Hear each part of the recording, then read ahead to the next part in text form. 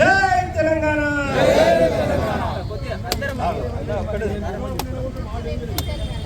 కేసీఆర్ గారి నాయకత్వం, కేసీఆర్ గారి నాయకత్వం, కేసీఆర్ గారి నాయకత్వం. ప్రపంచ కార్మికుల ఐక్యత, కార్మికుల ఐక్యత. May Day May Day.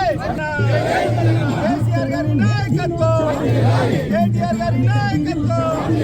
జై తెలంగాణ. మహిళా విభాగం కానీ, మైనారిటీ కానీ, యూత్ కానీ, విద్యార్థి కానీ, ఎందుకంటే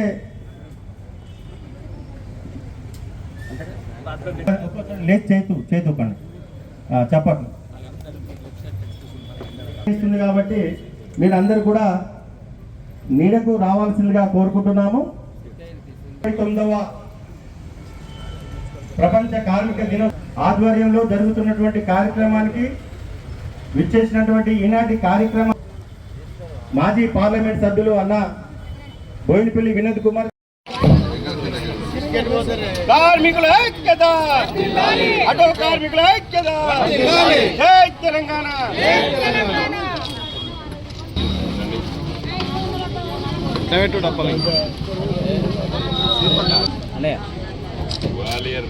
కేసీఆర్ గారి నాయకత్వం, కేసీఆర్ గారి నాయకత్వం కోరుకుంటున్నాం. పౌలు కార్మికుడు రచ్చవంశీ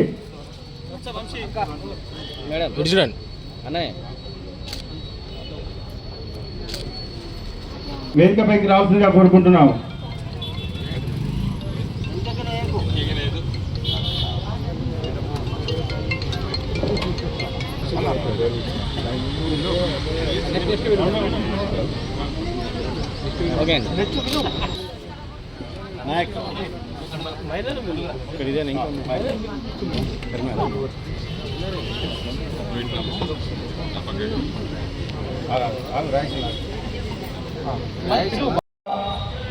పెద్దలు చాలా మంది చెప్పారు. మన 10 సంవత్సరాల్లో 9.5-10 సంవత్సరాల్లో కేసీఆర్ గారు పెద్ద మనిషి, అన్ని కష్టాలు తెచ్చిన వ్యక్తి కాబట్టి ఇలా మన రాష్ట్రాన్ని తెలంగాణ సాధ్యం గాంధీ సాధించిన గొప్ప వ్యక్తి కేసీఆర్ గారు. ఆ కష్టాలు మరవాలంటే ఏ కార్మికులకు ఏ వేతనాలు ఇవ్వాలి, ఏ కార్మికులు ఏ వర్గానికి ఎట్లు ఇవ్వాలని చెప్పి సిరిసిల్ల ఆకలి చావుల మధ్యలో విడవేలాడుతున్న తరుణంలో పిలుచుకొని ఖచ్చితంగా కార్మికులు సుఖ సంతోషాలతో ఉండాలని చెప్పి ఆనాడు కూలి 8,000 పడ్డదాన్ని ఇవాళ 16,000 నుంచి 20,000 చేసిన గొప్ప వ్యక్తి అంటే పెద్దలు కేసీఆర్ గారు. అదే కాకుండా ప్రతి ఒక్క కార్మికులు మంచిగా సంతోషంగా ఉండాలని చెప్పి అన్ని వర్గాలకు, అన్ని మతాలకు, అన్ని సమానంగా చూసి ఇలా 9.5 సంవత్సరాలు బ్రహ్మాండంగా రాష్ట్రం నడిపిన గొప్ప వ్యక్తి కాబట్టి ఇంతకన్నా నేను మంచిగా చేస్తా అని చెప్పి అబద్ధపు హామీలు ఇచ్చి ఇవాళ కుట్టకోలను చెట్టుకోలను చేసినారు. ఇవాళ బతుకమ్మ చెల్లని ఏడాది కలిసినా ఏ ఒక్క చీరిక కొలిక్కి రాలేదు. పాత పేమెంట్లు 270 కోట్లు ఇచ్చినాం మేము అంటున్నారు కానీ ఏ కోర్టు రాలేదు. వాళ్ళు మాట్లాడు ఎక్కువ అయిపోతుంది, పని తక్కువ అవుతుంది. ఖచ్చితంగా రాష్ట్ర వ్యాప్తంగా అబద్ధాలు ఎట్లున్నాయో ఇవి హామీలు అట్లున్నాయి. ఖచ్చితంగా హామీలు అనేది నెరవేర్చే సాధ్యం కాదని చెప్పి చేతులతో ఎత్తేసడం జరిగింది. కాబట్టి ఇటువంటి సాధ్యం కాని హామీలు ఇచ్చి ప్రజలను మోసం చేసిన వ్యక్తి మన కాంగ్రెస్ ప్రభుత్వం రేవంత్ రెడ్డి. కాబట్టి ఏ ఎలక్షన్లు వచ్చినా రానున్న రోజుల్లో కార్మికులు ఐక్యంగా ఉండి మనకు రాష్ట్రాన్ని అభివృద్ధి చేసిన గొప్ప వ్యక్తి, తెలంగాణ రాష్ట్రం సాధించిన గొప్ప వ్యక్తి కేసీఆర్ గారు. ఖచ్చితంగా కార్మికులు ఐక్యంగా ఉంటే రానున్న రోజుల్లో బ్రహ్మాండమైన మెజార్టీతో మళ్ళీ మన అధికారంలో వస్తుంది. మీ కార్మికులు కానీ అన్ని వర్గాలను పెద్దసార్లు మన కేసీఆర్ గారు కడుపులో పెట్టుకొని చూసుకుంటాడు. కాబట్టి ఖచ్చితంగా మీరు రానున్న రోజుల్లో ఏ ఎలక్షన్లు వచ్చినా ఖచ్చితంగా కార్మికులకే ఓట్లేసి మీరు ఐక్యంగా ఉండి మళ్ళీ కేసీఆర్ ముఖ్యమంత్రి చూడాలని చెప్పి ఈ మేడే సందర్భంగా కార్మికులందరినీ ఈ సందర్భంగా కోరుకుంటూ నాకు ఈ అవకాశం. ప్రతి సంవత్సరం గుర్తుంచుకొని మేడే ఒకటిన పండుగ చేసుకుని అదే మాదిరిగా ప్రస్తుతం జరుగుతున్నటువంటి సమస్యల్ని సమీక్షించుకొని ముందుకెళ్ళి ఈ సంవత్సరంలో ఏం పోరాటాలు చేయాలనేది మనం పునశ్చరణ చేసుకునే రోజే మే 1.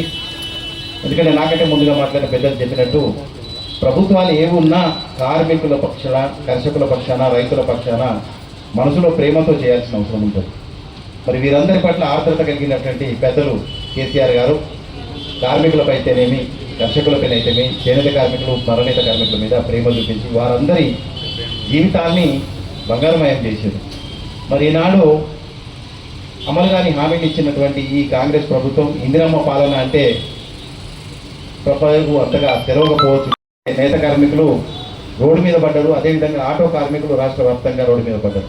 మరి వారందరికీ కూడా ప్రేమతో ఏం చేయాలో చెప్పేది కాకుండా, ఇంకా కూడా మేము అద్భుతాలు చేస్తున్నామనేది కాకుండా, వారందరి పక్షాన మీరు ప్రభుత్వంలో ఉన్నారు కాబట్టి వారికి మేలు కోరే విధంగా చేయాలని చెప్పేసి మనందరం కూడా ఈ సందర్భంగా కంకణం కట్టుకొని ఏ విధంగానైతే గతంలో కేసీఆర్ గారిని, పెద్దలు కేటీఆర్ గారిని అధికారంలో కూర్చోబెట్టి మన హక్కులు సాధించుకున్నామో, రానున్న రోజులు కూడా అదే విధంగా పోరాటం చేసైనా సరే.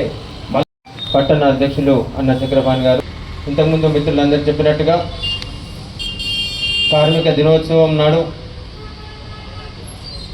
కార్మికుల హక్కుల కోసం, సంక్షేమం కోసం పాటుపడుతూ, అట్లాగే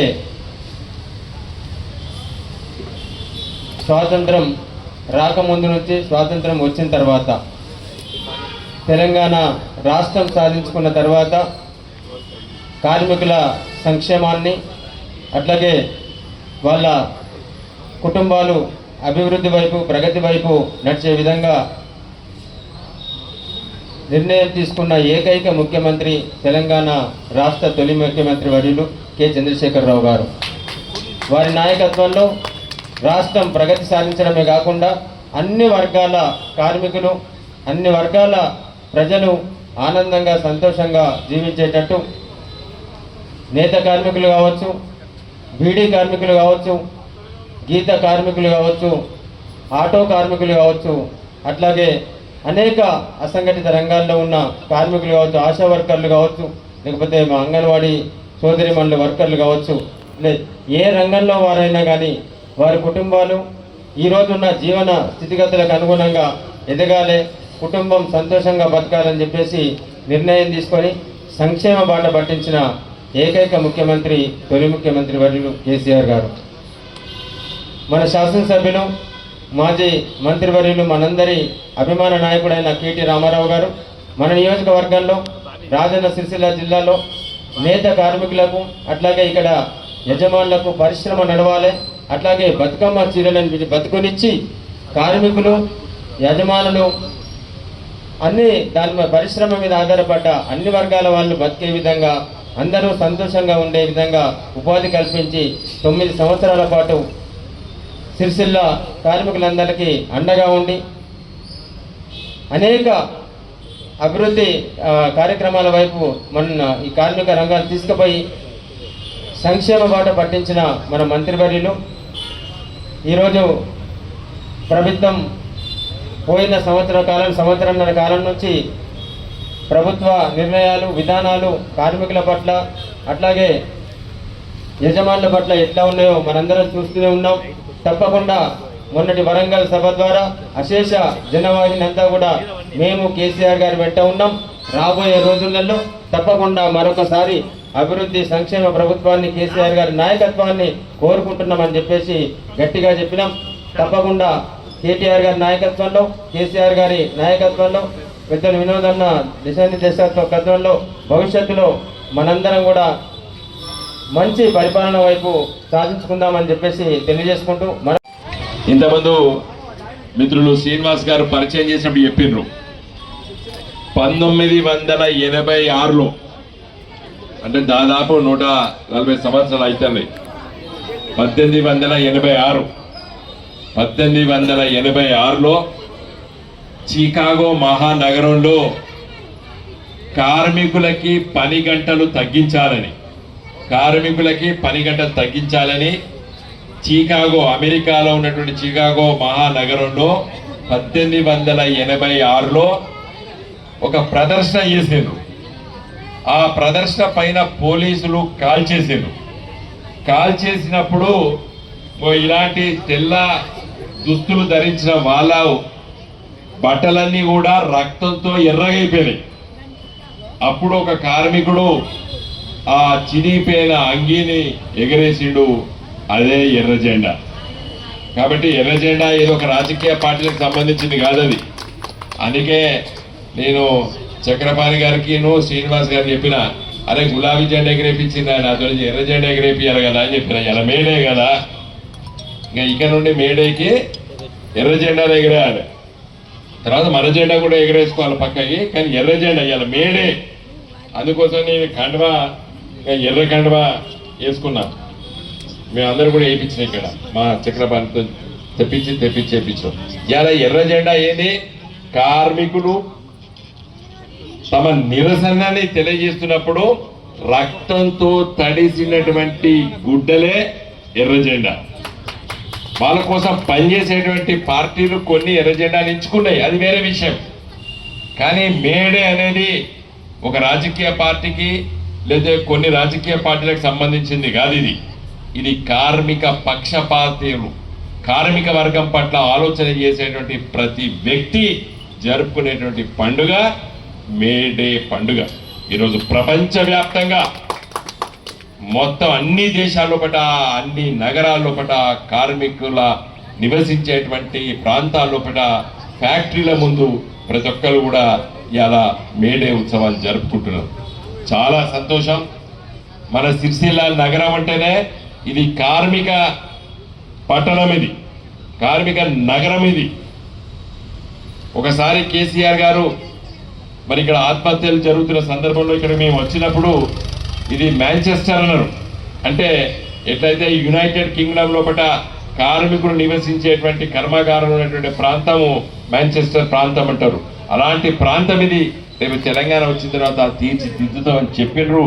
అందుకోసమే కేసీఆర్ గారు సిరిసిల్లను ఒక నగరాన్ని ఒక జిల్లా కేంద్రంగా మార్చి రాజన్న సిరిసిల్ల జిల్లా ఏర్పాటు చేయడం లోపల కూడా వారి నిర్ణయం, కేసీఆర్ గారి నిర్ణయం, వారితో పాటు కేటీఆర్ గారి నిర్ణయం. అందుకనేది మళ్ళీ ఒక్కసారి నేను మీకు అందరికి కూడా గుర్తు చేస్తున్నాను. మిత్రులారా, ఇక్కడ వివిధ రంగాలకు సంబంధించినటువంటి కార్మిక మిత్రులు వచ్చారు ఇక్కడ. మరి ఈరోజు మనం ఆలోచించాలి, ఎందుకు ఈ దినోత్సవాన్ని జరుపుకుంటున్నాం మనం. ఇక్కడ కాకి బట్టలు వేసుకున్నటువంటి ఆటో కార్మికులు అవపడుతున్నారు. మరి ఇక్కడ మిగతా మరి పరిశ్రమలో పనిచేసేటువంటి కార్మికులు మిత్రులు అవపడుతున్నారు. మరి వీళ్ళకి అందరికీ సంరక్షించడానికి కార్మిక చట్టాలు మరి దాదాపు 150 సంవత్సరాల నుంచి పోరాటం చేసి సాధించుకున్నాం మనం.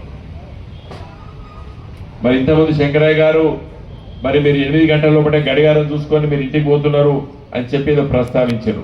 8 గంటల పరిదినం కోసమే నాడు చికాగో నగరం లోపల ఈ పోరాటం జరిగింది.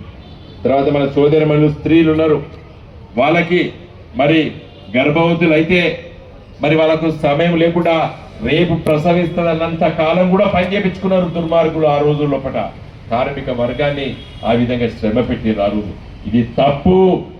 మరి ప్రసవించిన తర్వాత 3 మాసాల వరకు మెటర్నిటీ లీవ్ ఇవ్వాలి, వాళ్ళకి జీతభత్యాలు ఇవ్వాలి అని చెప్పి కూడా మరి సోదరిమణులకు, మన ఆడబిడ్డలకు అలాంటి చట్టాలు కూడా మరి కొట్లాడుతూనే వచ్చినాయి. అడగంది అవ్వైనా బువ్వ పెట్టదు అని సామెత ఉన్నది మన దగ్గర తెలంగాణలో. సామెత అడగంది అవ్వైనా బువ్వ పెట్టదు. కాబట్టి కార్మిక నాయకుడు ఇక్కడ మా శ్రీనివాస్ గారు ఉన్నారు, మిగతా సోదరిమణులు, మా ఆడబిడ్డ ఇంతకుముందు చెప్పింది ఏది, మన మధ్యాహ్నం భోజన కార్మికులు పాపం వాళ్ళకి ఇచ్చేటువంటి చాలని కూలితో పనిచేసిన తర్వాత ఆ గుడ్లు కొనుక్కొచ్చి పిల్లలకు పెట్టిన తర్వాత 3 నెలలకు 6 నెలలకు కూడా వాళ్ళకు పేమెంట్ రాకపోతే ఆవిడ ఇప్పుడు ఇంతకుముందు ప్రస్తావించిన మాటలప్పుడు ఎవరు కూడా పట్టించుకోలేదు. నేనే ఎంబడుండి సెక్రటరీని పట్టుకపోయి వాళ్ళకి ఎందుకు ఇవ్వద్దని చెప్పేసి కూడా మనం కొట్లాడినాము మధ్యాహ్న భోజన కార్మికులు. అందుకే ఆ స్ఫూర్తి ఉండాలి. ఇంతకుముందు రామ్మోహన్ ప్రస్తావించండు, నా పేరు ప్రస్తావించాడు.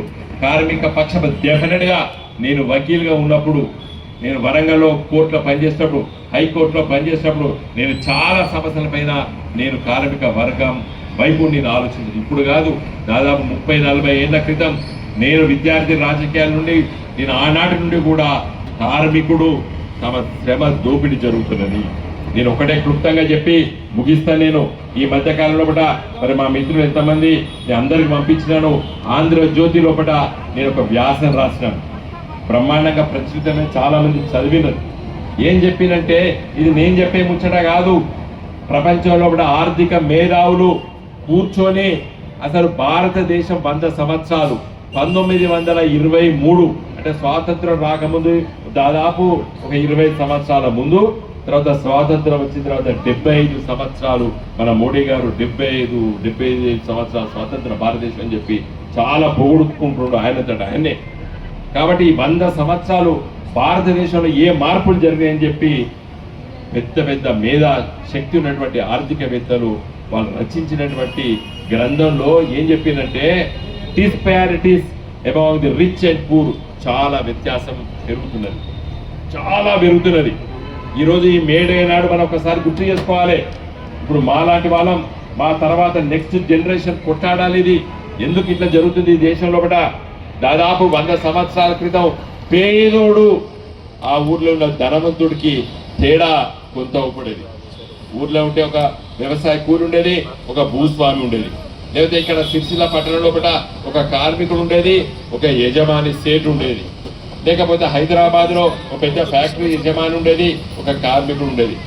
అప్పటి నుండి ఇప్పటి వారికి వ్యత్యాసం చూస్తే ఈ దేశంలో చాలా ఆశ్చర్యపోయవలసిన అవసరం. ఇక్కడ ఉన్న వాళ్ళం మనం అందరం కాదు, మీ సిరిసిల్ల నగరం కాదు, మొత్తం తెలంగాణలో ఉన్నటువంటి మనలాంటి బాగా ఉన్నోడు మీరు అనుకుంటారు ఏమని 3 అంతస్తుల బంగ్లా ఉన్నది, మనకు 2 కార్లు ఉన్నాయంటారు. వాంతో లెక్క తీస్తా కూడా ఆ పెద్ద పెద్ద ఈరోజు గుత్త పెట్టుబడిదారుల ముందు ఈ సమంత ఆస్తి కూడా కాదు. ఎంత? ఈ సమంత కూడా కాదు. ఈరోజు తెలంగాణలో 1% మంది ప్రజల దగ్గర 60% సంపద ఉన్నది, దేశ సంపద ఉన్నది. దాంట్లో మళ్ళా లెక్క తీస్తే 0.001 దగ్గర దాదాపు 40% దేశ సంపద ఉన్నది. ఇలా మన పేరు తీసుకుంటే అదానీ, అంబానీ, టాటాలు, బిర్లాలు, విప్రోలు వాళ్ళ లెక్కలు తీస్తే ఒక 40-50 మంది దగ్గర తీస్తే వాళ్ళ ఆస్తి 100 రూపాయలు ఉంటే 70 రూపాయలు వాళ్ళ దగ్గర ఉన్నాయి. 140-130 కోట్ల జనాభా దగ్గర గింతున్నది. ఇక మీలాంటి కార్మికులు లెక్కలకే రారు. డాక్టర్ రెడ్డి గారు చెప్పారు, today's luxuries are tomorrow's necessities అన్నారు. ఇలా మీ ఇంట్లో ఫ్రిడ్జ్ ఉంటే సాధారణ అయిపోయింది. 40 ఏళ్ళ కింద ఫ్రిడ్జ్ ఉంటే ఓహో వాళ్ళ ఇంత చల్లటి నీళ్ళు దొరుకుతాయట అని కూడా అన్న రోజు నేను విన్నని. ఫ్రిడ్జ్ ఉంటే ఒక building and other construction workers చట్టం వచ్చింది. మీకు అందరికీ తెలుసు, ఏ కారణంతో వచ్చినా కూడా 5 లక్షల రూపాయలు వస్తారు. ఇప్పుడు అది ఎట్లా వచ్చింది? నేను పార్లమెంట్ సభ్యుడు ఉన్నప్పుడు చట్ట సవరణ చేసాం, మేము కొట్లాడినాం ఆ రోజు. అవి ఎట్లా వస్తాయి మీకు తెలవాలి. అరే ఆ బిల్డింగ్ మీదకి వెళ్ళి పడి సావచ్చు, బిల్డింగ్ మీద వచ్చినప్పుడు పని చేసినప్పుడు వచ్చిండని చెప్పి కొట్లాడినాం. ఎందుకంట ఇప్పుడు నువ్వు అక్కడ కాదు, నువ్వు ఇంటికి పోతా అంటే కూడా మోటార్ టక్కర్ వచ్చి సావచ్చు, లేదా క్యాన్సర్ రోగం వచ్చి సావచ్చు, ఏ రోగం వచ్చి వచ్చినా కూడా ఇలా పైసలు ఇస్తారే. మరి ఎక్కడికి వెళ్తానే పైసలు? సర్కారు జోలికి వెళ్తుందా? కాదు. ప్రతి దాని మీద పన్ను కడుతున్నాం మనం. ఇలా సిమెంట్ కొంటే సిమెంట్ బస్తా మీద కడతాను, సలాకా కొంటే సలాక మీద కడతాను, తర్వాత మరి ఆ లైట్ కొంటే లైట్ మీద కడతాను, పెయింటింగ్ మీద కడతాను, తర్వాత చెక్క కొంటే చెక్క మీద కడతాను, లేదా కరెంటు వైర్ మీద కడతాను. కాబట్టి కన్స్ట్రక్షన్ కార్మిక వర్గానికి వాళ్ళకు సెస్ వసూలు చేస్తుంది కేంద్ర ప్రభుత్వం. లక్షల కోట్ల రూపాయలు జమ అవుతాయి రోజు. సచిటోళ్ళు తక్కువేనరు కానీ పైసలు ఎక్కువైపోయాయి ఇప్పుడు సర్కార్ దగ్గర. తెలుసా అమ్మా? ఇది ఎవరికి తెలియదు. ఆ పైసలు సర్కారు ఖజానాలో వచ్చాయి, లక్షల కోట్ల రూపాయలు వచ్చినాయి. ఎందుకంటే రోజు ఇలా సిమెంట్ బస్తా కొనుకొస్తా అంటే దాని మీద పన్ను కడతాను, సలాక కొంటే పన్ను కడతాను, కరెంటు వైర్ మీద కడతాను, స్విచ్ మీద కడతాను, పెయింట్ మీద కడతాను, ప్రతి ఒక్కదాని మీద సెస్ కడతాను. కేంద్ర ప్రభుత్వం వసూలు చేస్తారు. లక్షల కోట్ల రూపాయలు వచ్చినాయి. ఇంకా మొన్న ఒక సర్కారు మనం కూడా ఆలోచించినాం, స్కూటీలు కొనిద్దాం అనుకున్నాం కార్మికులకి. కొన్ని రాష్ట్ర ప్రభుత్వాలు టిఫిన్ డబ్బాలు, సైకిళ్ళు ఇచ్చినాయి ఫ్రీగా. ప్రభుత్వం దగ్గర దాదాపు 3 లక్షల రూపాయల కోట్లు ఉన్నాయి. ప్రతి తెలంగాణ కార్మికుడికి BOCW building and other constructions work act కింద ఎన్ని డబ్బులు వచ్చినాయో ఆ డబ్బులన్నీ కూడా మరి కార్మిక వర్గం. మీరు అందరు కార్డ్స్ ఉన్నాయి కదా, ఏ కార్డ్స్ ఉన్న వాళ్ళు చేతులు ఎత్తండి.